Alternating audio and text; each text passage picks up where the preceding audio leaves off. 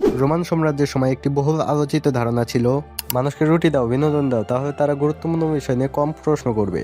শতাব্দী পেরিয়ে আজ আমরা আধুনিক পৃথিবীতে দাঁড়িয়ে আছি। প্রযুক্তি বদলেছে, বিনোদনের ধরন বদলেছে, কিন্তু একটি প্রশ্ন আজও রয়ে গেছে। অতিরিক্ত বিনোদন কি আমাদের বাস্তবতা থেকে দূরে সরিয়ে দিচ্ছে? যে মুহূর্তে কোটি কোটি মানুষ বিশ্বকাপের প্রতিটি গোল, প্রতিটি ম্যাচ আর প্রতিটি খেলোয়াড়কে নিয়ে ব্যস্ত, ঠিক সেই মুহূর্তে গাজার অসংখ্য মানুষ যুদ্ধের ভয়াবহতার মধ্য দিয়ে দিন কাটাচ্ছে। শিশু তার বাবা মাকে হারাচ্ছে, বাবা তার সন্তানকে বাঁচানোর চেষ্টা করছে, অসংখ্য পরিবার ঘরবাড়ি হারিয়ে অনিশ্চয়তার মধ্যে বেঁচে আছে। অথচ পৃথিবীর বড় একটি অংশের আলোচনার কেন্দ্রবিন্দু হয়ে ওঠে শুধু খেলা। এখানে সমস্যা বিশ্বকাপ নয়, সমস্যা তখনই যখন বিনোদন আমাদের এতটাই গ্রাস করে নেয় যে মানবিক বিপর্যয়, অন্যায় ও মানুষের কষ্ট আমাদের কাছে গুরুত্ব হারিয়ে ফেলে।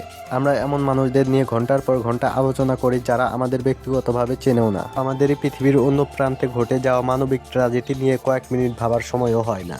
বিনোদন অবশ্যই দরকার, মানুষকে হাসতে হবে, খেলাধুলা দেখতে হবে, আনন্দ করতে হবে, কিন্তু যদি সেই বিনোদন আমাদের বিবেককে ঘুম পাড়িয়ে দেয়, যদি সেটি আমাদের গুরুত্বপূর্ণ বাস্তবতা ভুলিয়ে দেয়, তাহলে আমাদের নিজেদেরই প্রশ্ন করা উচিত, আমরা কি শুধু দর্শক হয়ে যাচ্ছি নাকি সচেতন মানুষ হিসাবেও বেঁচে আছি।